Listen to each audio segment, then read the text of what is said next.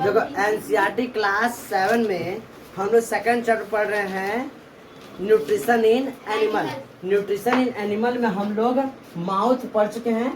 पढ़ चुके क्या जी? माउथ पढ़ चुके हैं। माउथ के बाद हम लोग बकल कैविटी पढ़े थे। उसके बाद हम लोग क्या पढ़े थे? हाँ, ओइसोफेजस।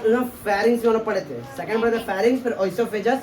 हम लोग फोर्थ पढ़ने जा रहे हैं। फोर्थ पॉइंट क्या नाम है? स्टमक। क्या नाम है? स्टमक। देखो सबसे पहले क्या पढ़े थे लोग? बकल कैविटी, फिर फेरिंग्स पढ़े थे, फिर उसके बाद क्या पढ़े थे? ओइसोफेजस, फिर उसके बाद क्या पढ़े जा रहे हैं हम लोग? स्टमक। देखो क्या होता है, देखो यहाँ पर तुम लोग को, यहाँ पर इसका स्पेलिंग नहीं दिख रहा होगा ओइसोफेजस का। ये दिख रहा है, ये क्या है हमारा? ओइसोफेजस। यानी फूड वहां से हमारे बकल कैविटी से फूड इसी से होकर कहाँ पर आता है? स्टमक में। कहाँ पर आता है?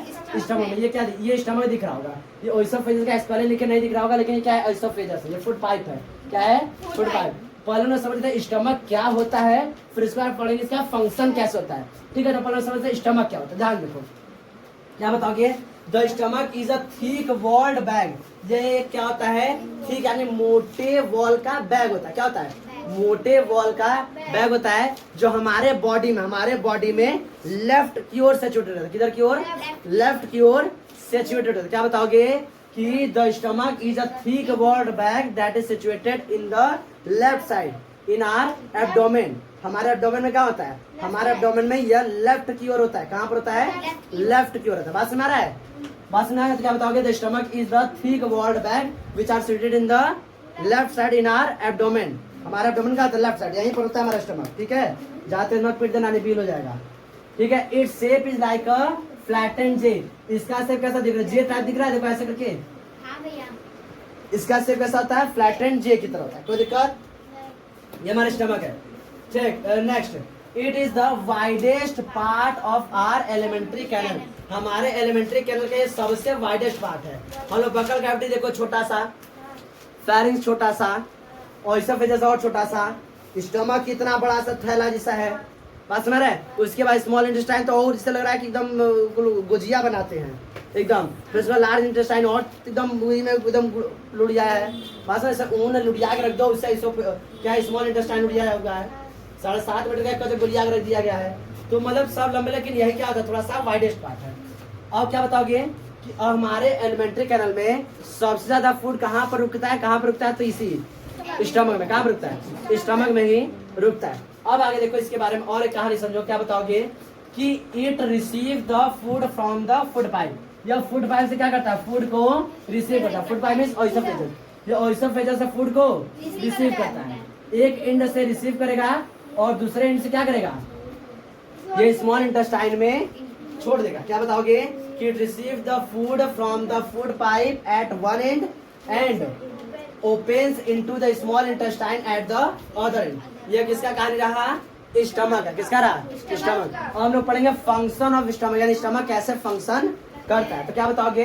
कि when the food comes in the stomach, जब कहाँ पर आता है? स्टमक में आता है। जैसे फूड स्टमक में आएगा, फूड पाइप होता है वो आएगा, the gastric juices are secrets. Gastric juices क्या होंगे? सेक्रेट होना स्टार्ट करेंगे from the inner wall of the stomach. Stomach के इनर वॉल से क्या होंगे? गैस्ट्रिक जूसेस सेक्रेट होना स्टार्ट हो जाएंगे। गैस्ट्रिक जूसेस सेक्रेट होना स्टार्ट हो जाएंगे इसमें। हाँ ठीक है। इन गैस्ट्रिक जूसेस में क्या क्या होता है? इन विच डाइजेस्टिव एंजाइम्स में क्या होता है? डाइजेस्टिव एंजाइम होते हैं। और कौन होता है? हाइड्रोक्लोरिक एसिड होता है। और कौन होता है? म्यूकस होता है। क्या बताओगे? इन विच द डाइजेस्टिव एंजाइम्स होते हैं, हाइड्रोक्लोरिक एसिड होता है, और कौन होता है? म्यूकस होता है। इन सभी का अपना अपना काम है। इन सभी का अपना अपना काम है। क्या बताओगे? डाइजेस्टिव जो जूस सेक्रेट होता है उसमें कौन कौन होता है? क्या होते हैं? डाइजेस्टिव एंजाइम होते हैं, हाइड्रोक्लोरिक एसिड होता है और म्यूकस होता है। डाइजेस्टिव एंजाइम में कौन होता है? तो डाइजेस्टिव एंजाइम्स कौन है? पेप्सिन है और रेनिन है। पेप्सिन और रेनिन है। पेप्सिन क्या काम करता है? Pepsin is used to digest the protein. Protein को कौन डाइजेस्ट करता है? पेप्सिन। प्रोटीन कौन डाइजेस्ट करता है? पेप्सिन। अब देखो, rennin is used to convert the milk into curd. Rennin क्या करता है? मिल्क को कर्ड में कन्वर्ट कर देता है। बात समझ रहा है?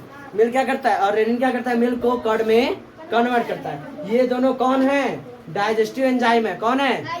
हाँ, डाइजेस्टिव एंजाइम कौन कौन है? पेप्सिन एंड रेनिन, जिसका सेक्रेशन कहाँ पर होता है? स्टमक में। कहाँ पर होता है? स्टमक के इनर वॉल में सेक्रेशन होता है। स्टमक के इनर। देखो जी, हम लोग क्लास 7 में सेकंड चैप्टर पढ़ रहे हैं न्यूट्रिशन इन एनिमल। तो उसमें हम लोग कई चीज़ें पढ़ चुके हैं। स्टमक पढ़ना हम लोग को, स्टमक में हम लोग कई चीज़ें पढ़ चुके हैं। स्टमक में हम लोग फंक्शन देखे कैसे फूड अंदर जाता है, ये सारी चीज़ें हम लोग पढ़ चुके हैं। हम लोग को फंक्शन ऑफ डाइजेस्टिव जूस में हम लोग पेप्सिन और रेनिन पढ़ चुके हैं। अब हम लोग पढ़ने जा रहे हैं फंक्शन ऑफ हाइड्रोक्लोरिक एसिड या HCl। हमारे स्टमक में अंदर देखो, फिगर जब हम बनाए थे हम समझाए थे कि हमारा जो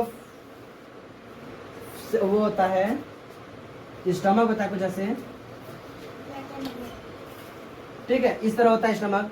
तो हमारे स्टमक के अंदर क्या होते हैं? डाइजेस्टिव जूस रिलीज होते हैं, HCl रिलीज होता है। तो डाइजेस्टिव जूस में कौन कौन रिलीज होता है? Pepsin and rennin. कौन कौन होता है? Pepsin and rennin. पेप्सिन क्या करता है? ये प्रोटीन को सिंपलर सब्सटेंस ब्रेक करता है, और रेनिन क्या करता है? वो मिल्क को कर्ड बनाने का काम करता है।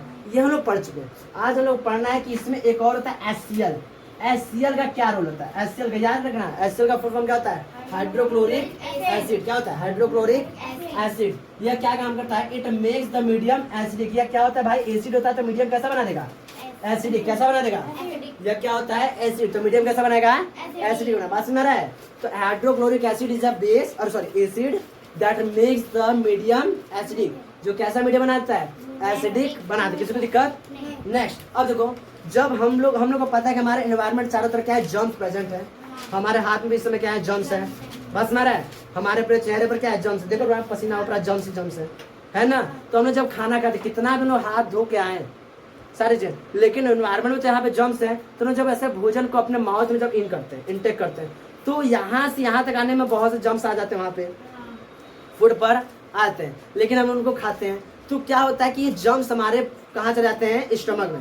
तो स्टमक में क्या होता है? हाइड्रोक्लोरिक एसिड जो मीडियम कैसा बनाता है? एसिडिक। और एसिडिक मीडियम क्या करता है? इन जर्म्स को जो फूड के द्वारा हमारे बॉडी के अंदर चले गए, इन जर्म्स को क्या करता है? यह HCl वहीं पर हाँ डिस्ट्रॉय करता है। पूरा क्या करता है? डिस्ट्रॉय करता है। तो क्या बताओगे? HCl का 2 काम होता है। एक तो पहले पूरे मीडियम क्या बनाएगा? एसिडिक। कैसा क्या बनाएगा?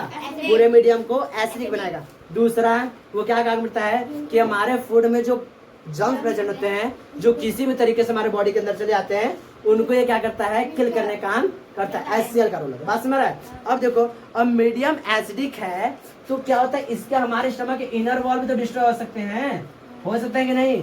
हाँ, तो इसको प्रोटेक्ट करने के लिए हमारे बॉडी में और बॉडी करें हमारे स्टमक में एक और सब्सटेंस रिलीज होता है, इसका नाम है म्यूकस।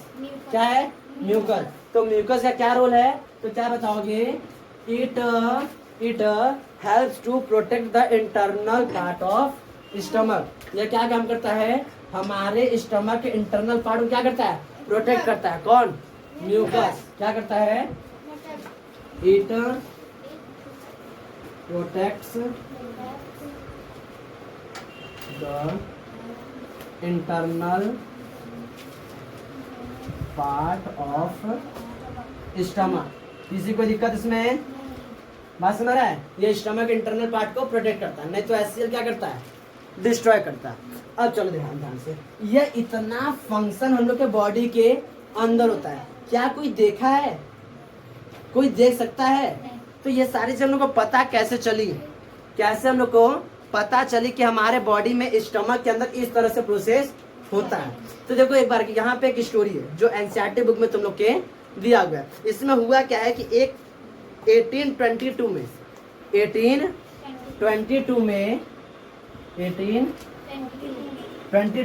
एक व्यक्ति था मार्टिन नाम करके है।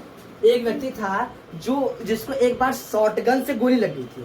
शॉटगन से गोली लगी थी उसके रिबकेज के नीचे यहाँ पे गोली लग गई थी, जिससे बहुत वहाँ पे क्या हो गया था? होल हो गया था। अब बहुत ज्यादा वहाँ पे रैप्चर मतलब सेल उसके क्या होते हैं? डिस्ट्रॉय हो गए थे। भाई बंदूक से गोली लगाया था, ऐसा थोड़ी ना क्योंकि थूक दिया इसी पान खा के गोली लगाया तो बहुत ज्यादा क्या हो जाएगा? दिक्कत हो। उसको एक बार गोली लग गई थी। तो इसका नाम मार्टिन नाम से कोई मतलब नहीं, स्टोरी से तुम लोग को मतलब नहीं है। बस समझना है अपने ज्ञान को ग्रोथ करने के लिए, ऐसा कोई जरूरी नहीं है। ऐसा नहीं कि भाई हम सुना रहे तुम लोग को याद ही करना है। बस 1828 में 22 में हुआ क्या था, एक व्यक्ति इसका नाम था मार्टिन, तो उसको एक बार शॉर्ट गन से गोली लग गया था यहाँ पर रिबकेज के नीचे। तो उसको आर्मी डॉक्टर के पास लेकर आया जाता है, आर्मी डॉक्टर के पास आता है, तो आर्मी डॉक्टर उसको उसकी जान तो बचा लेता है, लेकिन जान तो बचा लेता है, लेकिन जब उसको पैक करना होता है, यानी बैंडेज सब पैक करना होता है, तो डॉक्टर क्या काम करता है कि उसको प्रॉपर तरीके से पैक नहीं करता है, थोड़ा जगह क्या करता है, छोड़ देता है।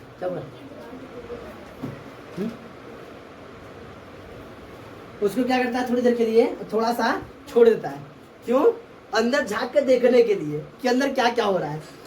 तो थोड़ा जगह, अब उसी में सुबह जब देखा तो उन्होंने देखा कि हमारे स्टमक में क्या होते हैं, डाइजेस्टिव जूस, HCl और क्या है, म्यूकस, ये रिलीज होते हैं, उसमें सेक्रेट्स होते हैं। क्या होते हैं, सेक्रेट होते हैं, जो फूड को डाइजेस्ट करने में हेल्प करते हैं। ये सभी फंक्शन क्या दिखे, उसी से देखे, उसको चोट लगा था, इसको अपॉर्चुनिटी बना के क्या कर दिए एक तरह से। तो इस तरीके से हम लोग को स्टमक के फंक्शन के बारे में को समझना है। इस स्टोरी से ऐसा क्वेश्चन तुम लोग को याद करना, बस सुनना था, सुननी बस ये समझना। बाकी ये हम फंक्शन ऑफ स्टमक समझना है, कैसे क्या क्या प्रोसेस होते हैं, ये दोनों प्रोसेस लिख लो।